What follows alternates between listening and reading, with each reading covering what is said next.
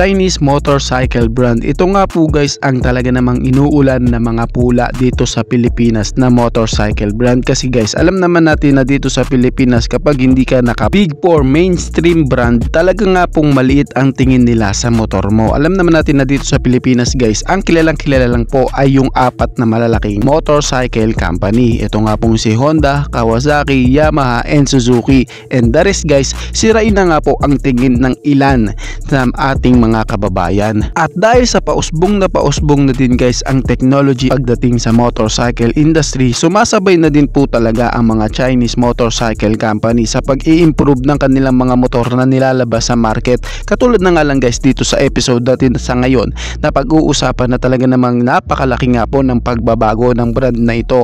Talagang mapapakita na nila na meron na talaga silang malaking mapapatunayan pagdating sa motorcycle industry.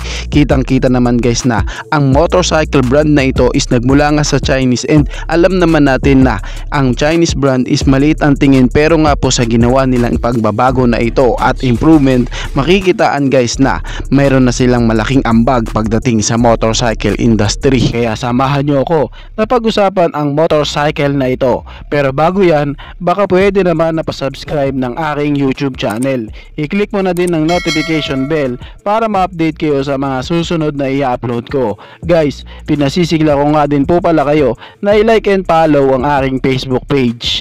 Nasa description po ang link. Kaya make sure guys na tapusin nyo ang video na ito para malaman nyo ang information may kinalaman sa motorcycle na ito.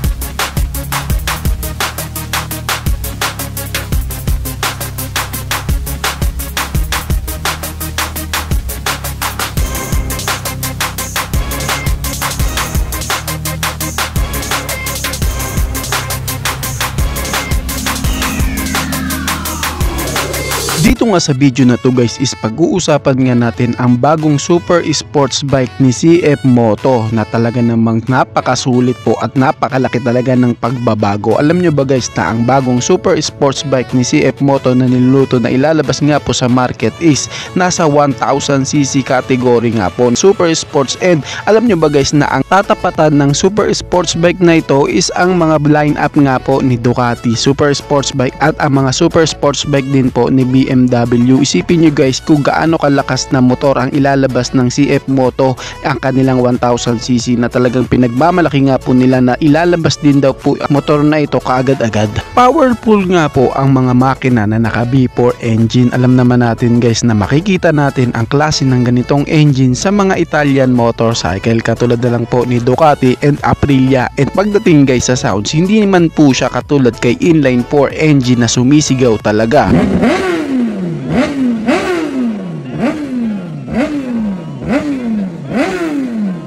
Makakaasa ka pa din na meron tong malakas na tunog and talagang pumupunit na karsada guys, lalo na nga po kapag nasa high speed. Ang tunog nga po ng V4 engine guys is talagang napakamaskulado nga po, talagang napakalutong.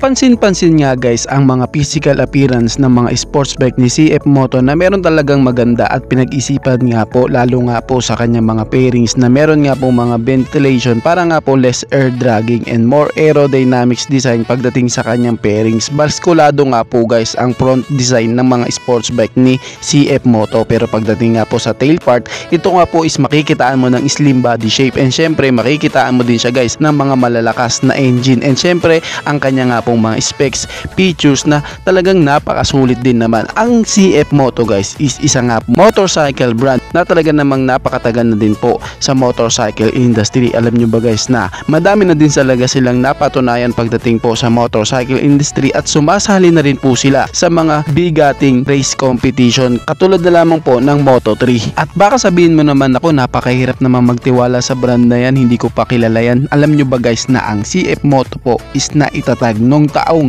1989. Yes po, 1989 nga po nagsimula ang CF Moto sa motorcycle industry, at sa tagal nga po nila sa industry, nakikita din talaga po na meron talaga silang malaking pagbabago at meron din po silang mga nilalabas na mga bagong motorcycle na talaga namang kalidad din po pagdating sa kanilang mga makina. At pagdating po sa kanilang mga motor, hindi po pipitsugin ang mga nilalabas ni CF Moto na mga motor. Alam nyo ba guys na halos higher CC nga po ang mga inaalok nila sa market para nga po ialok sa mga mamimili. Kamusta naman dito sa bago nilang ilalabas na 1000cc na motor na super sports bike? Well, maaasahan natin guys na talaga namang sulit na sulit ito. In terms of power guys, talagang makikipagsabayan po ang motor na ito sa mga kanyang kakompetensya, katulad na lang po ng Ducati Panigale V4 and BMW S1000RR.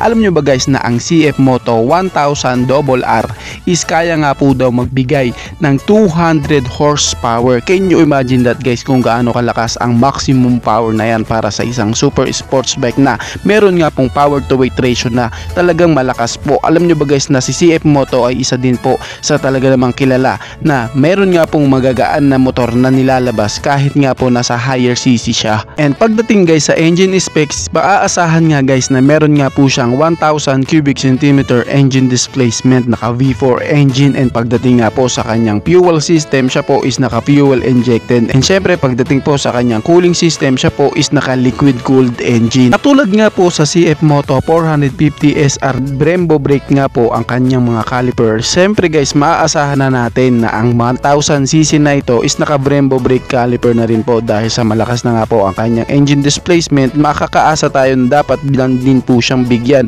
na malakas na stopping power. Syempre meron na rin po siyang ABS o anti-lock braking system. Syempre sure tayo guys na meron nga po siyang features na assist sleeper clutch, kasi alam naman natin na isa itong super sports bike. Makakatulong nga po ang assist sleeper clutch para nga po mapanatili niyang stable ang rear tire mo kahit mag hard downshift ka, and syempre makakatulong din po siya na maprotektahan ang mga gearing mo kapag nga po nag hard downshift ka, and syempre more on comfortability sa kanya nga pong clutch lever dahil sa malambot nga po ito. Pagdating po sa kanyang panel gauge, makakaasa tayo guys na siya po is naka TFT display panel gauge na po na meron nga pong malaki malapad na screen, and syempre dito nga po sa panel gauge na ito makikita nga po natin ang lahat ng kanyang information. Sa kanya nga pong suspension guys, hindi pa tayo sure kung siya po is naka electronic suspension sa kanya nga pong front suspension, kaya nga po sa update na yan, kapag meron nga pong update may kinalaman dyan, agad din ko po kayong sasabihan. Syempre sa kanya nga pong iba pang features, katulad na lang po ng kanyang traction control, meron nga po itong traction control. Makakaasa tayo na meron siyang launch control,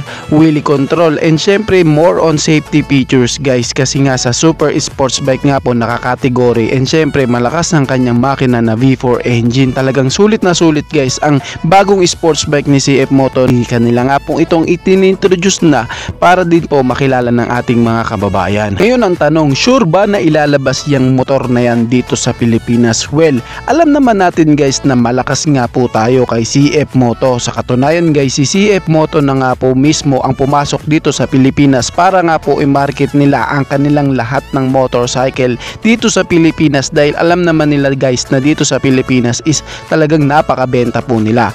Kaya sa tanong na sure bang ilalabas ang 1000cc sports bike na ito ni CF Moto, ang kasagutan dyan guys is yes po. Kaya abang-abang na lang tayo guys sa paglabas ng motor na ito na talagang inaabangan din po ng lahat, at kapag naandito na nga po yan sa Pilipinas, talagang napakasarap din po na makita ito sa personal. Alam naman natin guys na iba din po si CF Moto pag gumawa ng kanilang motorcycle, lalo na nga po sa mga super sports bike category nila. At kapag lumabas na nga yan dito sa Pilipinas guys, isa na naman pong achievement ni CF Moto na talaga namang mapapatunayang meron silang malaking ambag sa motorcycle industry.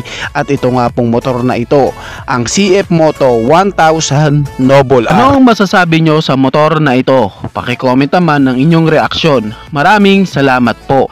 Bago matapos ang video na to guys, baka pwede naman na pahingi ng isang like mula sa inyo bilang pagsuporta sa ating munting video. Maraming salamat po. So pwede mo na ding i-share para din malaman ng iba nating mga ka-rider. Sa tingin ko guys is dito ko na lamang po tatapusin ang ating vlog. I hope na nag-enjoy kayo sa aking hinandang video para sa inyo. Pinasisigla ko din kayo guys na i-subscribe ang aking YouTube channel. I-click mo na din ang notification bell para maging updated kayo sa mga susunod na video na gagawin ko. So dito ko na lamang po tatapusin. Maraming salamat. Ichiboy. Thank you!